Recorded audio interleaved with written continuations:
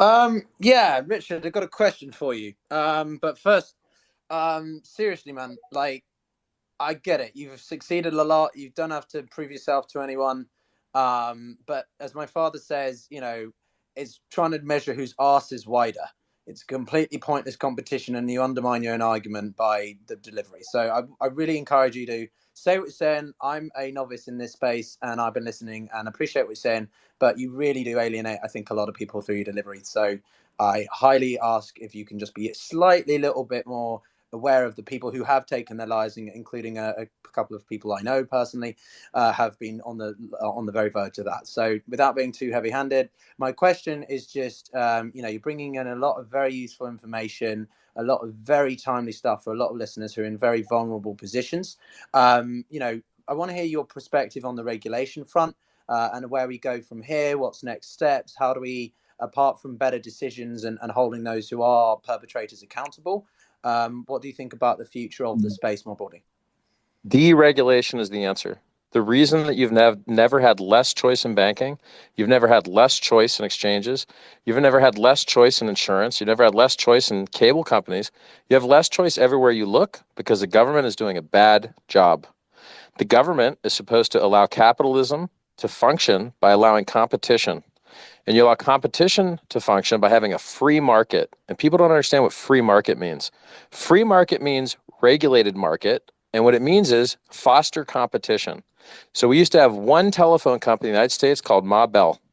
And the government said, you know what? It'd be better if we had multiple telephone companies competing with each other, adding on value, and then the customers choosing who won. And that's what they did. They broke Ma Bell up into many parts.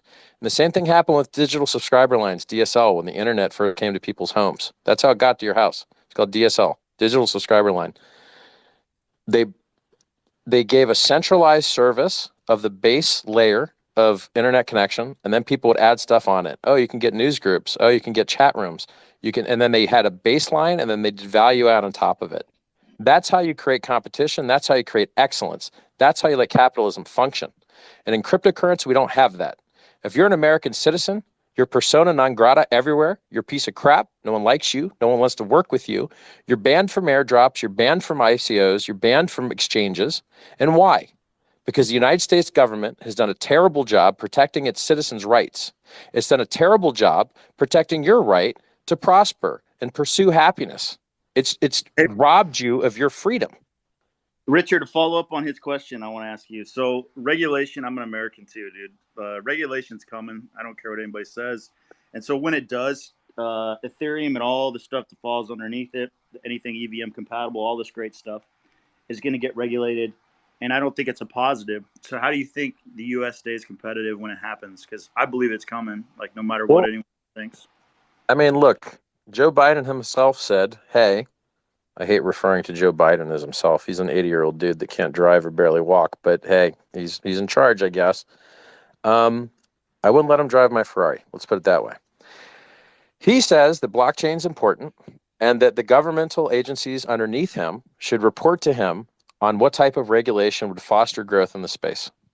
So his public position is that blockchain is good and that America should lead it.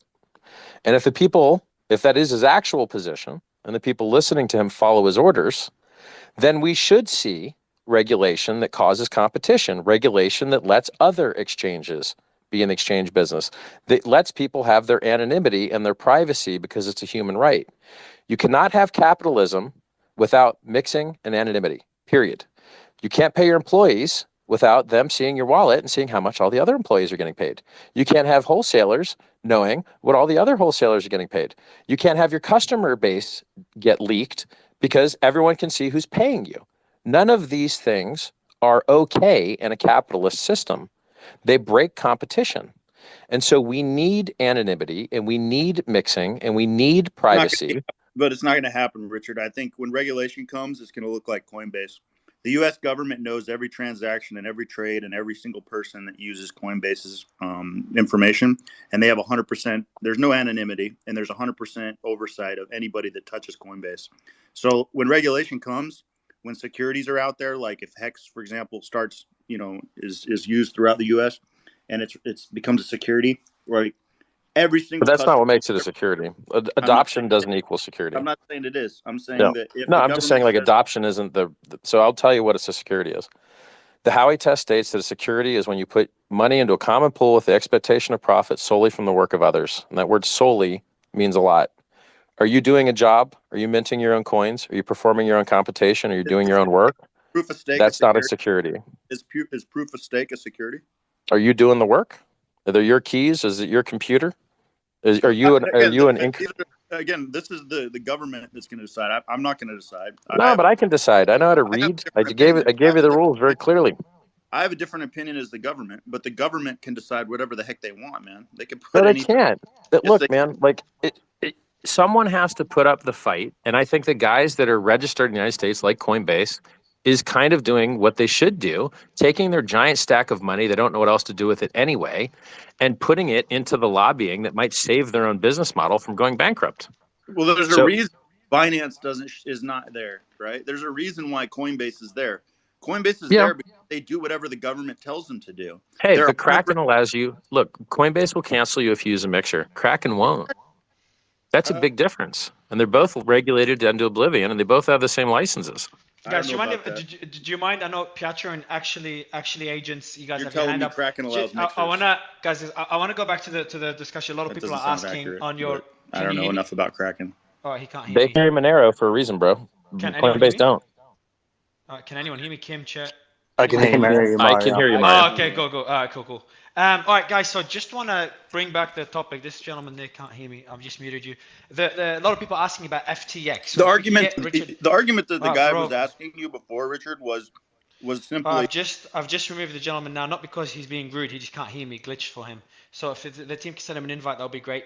But Richard, the FTX downfall, the dominoes falling. We did a space on crypto.com and other exchanges yesterday. We had CZ come in, we had Mexi come in, we had Kraken come in, we had the Canadian one, a whole bunch of exchanges come. Now, I understand your point about having your funds in a cold storage wallet, but most people are still not going down that path.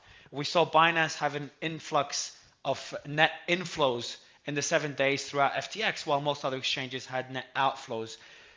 How deep do you think the issue is? You know, we had 3 Hours Capital comment on the matter. We've had a lot of insiders come in, and it seems to all be intertwined.